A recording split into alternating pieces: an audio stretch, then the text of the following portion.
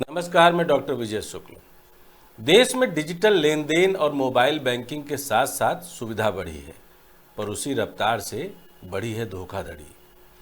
पिछले कुछ वर्षों में हमने नकली वेबसाइट, फिशिंग ईमेल और नकली ऐप्स देखे, मगर नया और सबसे सरल सा तरकीब वह है जिसमें अपराधी सीधे आपका हाथ पकड़कर कह देते हैं, ओटीपी भेज दीजिए। कॉल सुनने में भरोसेमंद लगता है, आवाज़ पेशेवर और दलील दमदार रहती है, और इंसान की सहज मदद करने की प्रवृत्ति इस जाल में उसे खींच लाती है। हम आज उसी नई लहर की गहराई में जाकर बताएंगे कि यह फ्रॉड कैसे काम करता है, किस प्रकार लोग इस जाल में फंसते हैं, अब तक इसके प्रत्यक्ष और गुमनाम असर क्या रहे हैं, पीड़ितों की कहानी कैसी दिखती है, पुलिस और बैंक सिस्टम कैसे काम करते हैं, व्यवहारिक उपाय जो अभी न सिर्फ आपको बचा सकता है बल्कि समाज की व्यापक सुरक्षा में योगदान भी दे सकता है। सबसे पहले हमें यह समझना होगा कि ओटीपी यानी वन टाइम पासवर्ड है क्या और इसे बनाया क्यों गया। ओटीपी मूलतः एक सुरक्षा परत है, वह छोटा सा कोड जो बैंक, यूपीआई या भुगतान ऐप किसी लेन देन की सत्यापन के लिए भेजता है। इसका मकसद है कि केवल वही व्यक्ति लेन देन कर सके जिसके पास फ़ोन या उसके रजिस्टर्ड अकाउंट का एक्सेस है। समस्या तब पैदा होती है जब वही सुरक्षा कड़ी हथियार बनकर आपके खिलाफ इस्तेमाल हो जाए। ठग अब उस तंत्र का उल्टा सिरा इस्तेमाल करते हैं। वो कॉल करते हैं, खुद को बैंक अधिकारी, कस्टमर केयर प्रतिनिधि, डिलीवरी सर्विस या किसी सरकारी दफ्तर का कर्मचारी बताकर आपसे कोड मांग लेते हैं। कुछ मामलों में वे कहते हैं कि वे आपको रिफंड देने जा रहे हैं, कभी कहते हैं कि आपके खाते में संदिग्ध गतिविधि हुई है और सत्यापन आवश्यक है, या कहते हैं कि अगर आप कोड नहीं देंगे तो खाता ब्लॉक कर दिया जाएगा। इन बातों का असर जनरल लोगों पर तत्काल होता है, और आजकल खासकर बुजुर्गों और कम पढ़े लिखे लोगों पर जो आधिकारिक सुनकर डर जाते हैं या लालच में आ जाते हैं।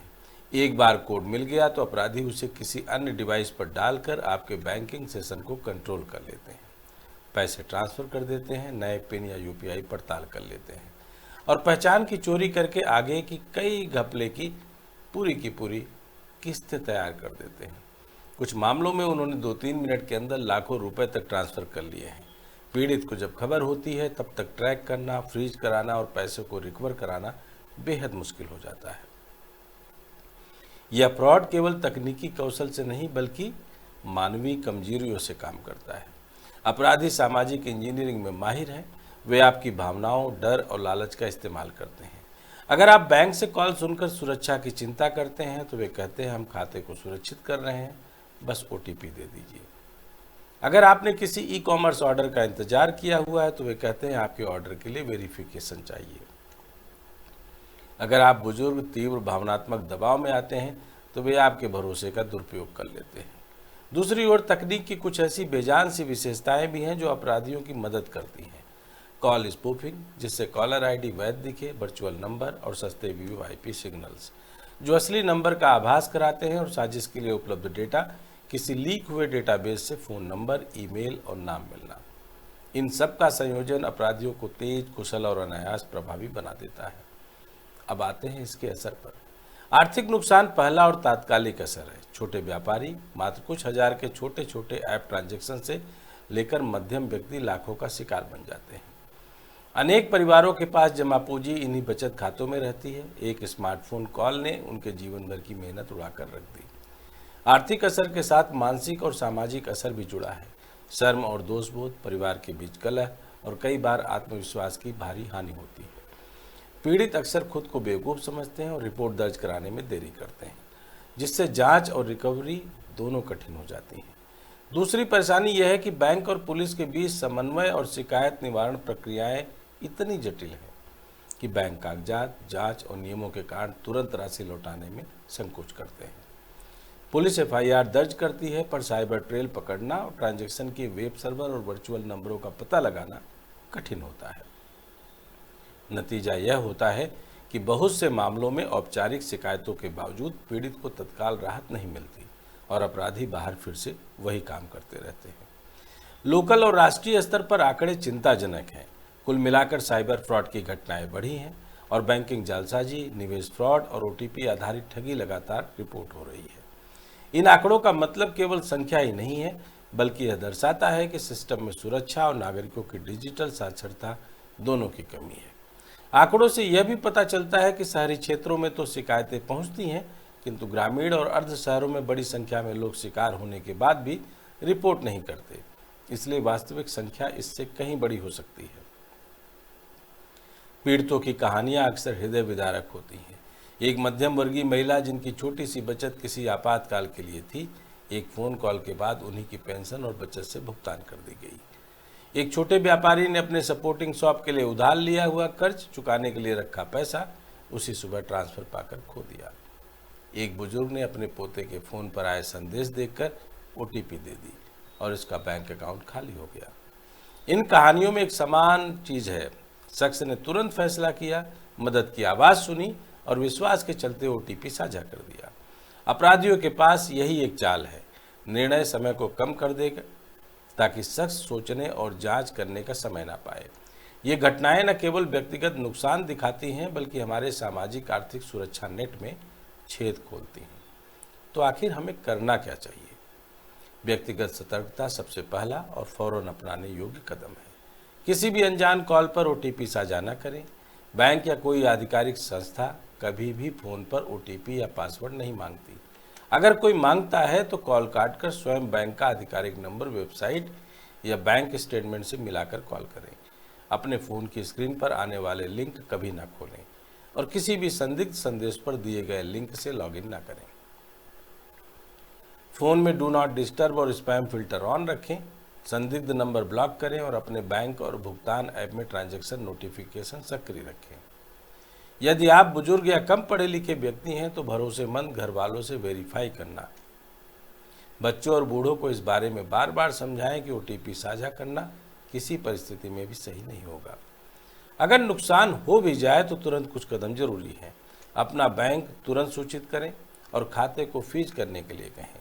संबंधित भुगतान ऐप को डीएक्टिवेट करवाएं। अपने नज़दीकी पुलिस स्टेशन या साइबर सेल में FIR दर्ज कराएं और साथ ही राष्ट्रीय साइबर क्राइम पोर्टल पर शिकायत करें।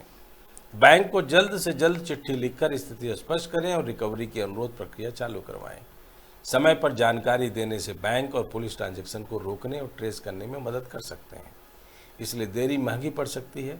साथ ही पीड़ितों को मानसिक सहायता और कानूनी सलाह लेने से हतोत्साहित न करें। कई बार पुनर्प्राप्ति के लिए कानूनी मार्ग भी असरदार सिद्ध होते हैं। व्यवस्थित स्तर पर बदलाव भी जरूरी है। टेलीकॉम कंपनियों को कॉल स्पूफिंग और स्पैम कॉल रोकने में सख्ती से काम करना चाहिए, लेकिन यहाँ प्रचार होता है बल्कि स्पैम की संख्या और बढ़ जाती है। कॉलर ID की विश्वसनीयता बढ़ाने के लिए टेक्निकल स्टैंडर्ड अपनाने होंगे और वर्चुअल नंबरों के पंजीकरण में पारदर्शिता आवश्यक है। बैंक और पेमेंट सेवा दाताओं को अपने संदेश ढांचा बदलना चाहिए। उदाहरण के लिए किसी संवेदनशील सूचना के लिए सिर्फ OTP पर निर्भर न रहकर मल्टी फैक्टर ऑथेंटिकेशन, बायोमेट्रिक और ऐप आधारित पुष्टिकरण का जोड़ देना चाहिए। साथ ही बैंकों और टेलीकॉम दोनों द्वारा न केवल नोटिस जारी किए जाए बल्कि नियमित और सरल भाषा में रेडियो, लोकल न्यूज़पेपर और सोशल मीडिया के जरिए बार बार जागरूकता अभियान चलाया जाए। केवल बड़े शहरों में नहीं बल्कि ग्रामीण क्षेत्रों, बूथ, पंचायत स्तर पर भी डिजिटल सुरक्षा के सरल ज्ञान बांटने की जरूरत होगी, जिससे कि हर नागरिक पहचान सके कि OTP साझा करना जोखिम है। और ऐसा क्यों नहीं किया जा सकता कि OTP के अलावा बैंकिंग सिस्टम के लिए कुछ और नया तरीका भी ये बैंक खोज ले, क्योंकि अब OTP फेसबुक से लेकर डिलीवरी बॉय तक, सर्विस पर आए हुए प्लम्बर तक हर कोई मांगता है। कानूनी और नियामकी फ्रेमवर्क को भी मजबूत करने की जरूरत है। साइबर क्राइम्स की जांच को तकनीकी रूप से सशक्त बनाना होगा। बैंक और टेलीकॉम के साथ तेज तर्रार समन्वय कराना होगा और अपराधियों को ट्रेस कर पाना होगा। साथ ही बैंकिंग नियमों में पीड़ितों की तात्कालिक सुरक्षा के लिए आसान और तेज शिकायत निवारण तंत्र लागू किया जाना चाहिए, ताकि नुकसान झेल रहे व्यक्ति को शीघ्र मदद मिल सके। न्यायालयों और विधिक संस्थाओं को भी डिजिटल विधायिका में सुधार के लिए प्रोत्साहित करना चाहिए, ताकि मामलों में तेजी लाई जा सके और पुनर्प्राप्ति की प्रक्रिया सरल हो। इससे समाज को भी जिम्मेदारी निभानी पड़ेगी। जब भी किसी परिचित को ऐसा कॉल आता है तो उसे तुरंत चेतावनी दें। मीडिया संस्थाएं सनसनी पैदा करने की बजाय शिक्षित करें। सादे ठोस सुझाव दे जिन्हें आम आदमी अपनाए। स्कूलों और कॉलेजों में डिजिटल साक्षरता को अनिवार्य विषय बनाना चाहिए ताकि अगली पीढ़ी जानकर और समझकर डिजिटल खतरे से निपट सके। स्थानीय बैंक ब्रांचों और पोस्ट ऑफिसों में कार्यशालाएं आयोजित कराकर वरिष्ठ नागरिकों को समझाया जा सकता है। धार्मिक और सामाजिक संगठनों, स्वयंसेवी संस्थाओं और पंचायतों का उपयोग जागरूकता के लिए किया जा सकता है। हर वह मंच जो समुदाय को जोड़ता है वह सुरक्षा का माध्यम बन सकता है। ओटीपी आधारित फ्रॉड का मुकाबला संभव है यदि हम व्यक्तिगत और संस्थागत दोनों ढंग से सतर्क रहें। यह केवल एक तकनीकी समस्या नहीं है, ये मानव व्यवहार, नियमों की कमी और संस्थागत जवाबदेही की समस्या भी है। जब तक हम सावधानी, शिक्षा और कठोर नियमों का एक साथ नहीं लाएंगे, तब तक अपराधी नए रूप लेकर उजाले में आ सकेंगे। इसलिए हर नागरिक को यह संकल्प लेना चाहिए कि वह ओटीपी किसी के साथ साझा नहीं करेगा, किसी भी कॉल पर तुरंत विश्वास नहीं करेगा और किसी भी संदिग्ध लेन देन के मामले में आधिकारिक चैनल से पुष्टि करेगा। जब व्यक्तिगत सतर्कता, बैंक की पारदर्शिता, टेलीकॉम की जवाबदेही और सरकार की सक्रिय नीतियाँ एक साथ काम करेंगी, तभी यह नया रूप लेते हुए साइबर फ्रॉड हमारी रोजमर्रा की खबरों का हिस्सा बनना बंद करेगा। इस लड़ाई में थोड़ी सी सावधानी, थोड़ी सी शंका और थोड़ी सी जांच परख ही आपकी सबसे बड़ी ढाल है। ओटीपी आपका निजी कोड है। इसे शब्दों में बांटकर आप न केवल अपना पैसा बल्कि अपने आत्मसम्मान और परिवार की राहत भी खो सकते हैं। इसलिए अगली बार फोन पर कोई आपके ओटीपी की मांग करे, एक पल रुकें, सोचें और सिर्फ भरोसे की नहीं, ठोस जांच की बात करने के बाद इसका निर्णय करें। जय हिंद, जय भारत।